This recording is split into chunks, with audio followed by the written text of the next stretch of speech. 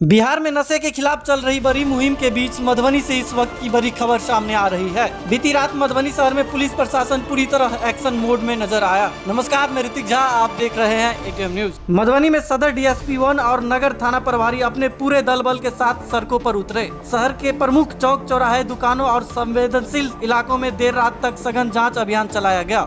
आते जाते वाहनों की कड़ी चेकिंग की गई, संदिग्ध लोगों से पूछताछ हुई और हर उस जगह पर नजर रखी गई जहां नशे के कारोबार की आशंका थी। इस दौरान पुलिस ने सिर्फ कार्रवाई नहीं बल्कि युवाओं को नशे से दूर रहने के लिए जागरूक भी किया। नशा छोड़ो भविष्य जोड़ो का संदेश देकर नई पीढ़ी को सही राह दिखाने की कोशिश की गई। मधुबनी में चला ये अभियान दरअसल पूरे बिहार में चल रही एक बड़ी रणनीति का हिस्सा है। बिहार में नशाखोरी और अवैध तस्करी पर लगाम लगाने के लिए राज्य सरकार ने नारकोटिक्स कंट्रोल ब्यूरो यानी एनसीबी की तर्ज पर राज्य नशा मुक्ति कार्य बल का गठन किया है। यह विशेष यूनिट एडीजी और आईजी स्तर के अधिकारियों की निगरानी में काम कर रही है। पटना समेत कई जिलों में स्मैक, हेरोइन और अवैध कफ सिरप की बड़ी खेप पकड़ी जा चुकी है। मार्च 2026 में पटना में 1.25 करोड़ रुपए से ज्यादा की नशीली दवाएं जब्त की गई और कई बड़े सप्लायरों को गिरफ्तार किया गया। पुलिस अब सिर्फ नशा करने वाले पर नहीं बल्कि उनके पीछे बड़े तस्करों पर भी शिकंजा कस रही है। नेपाल, झारखंड और उत्तर प्रदेश से जुड़े नेटवर्क की जाँच के लिए एसटीएफ को भी लगाया गया है। इतना ही नहीं, नशा तस्करों की संपत्तियों को जब्त कर उनकी आर्थिक कमर तोड़ने की भी पाई जारी है। इसके साथ ही पुलिस लगातार जागरूकता अभियान चला रही है।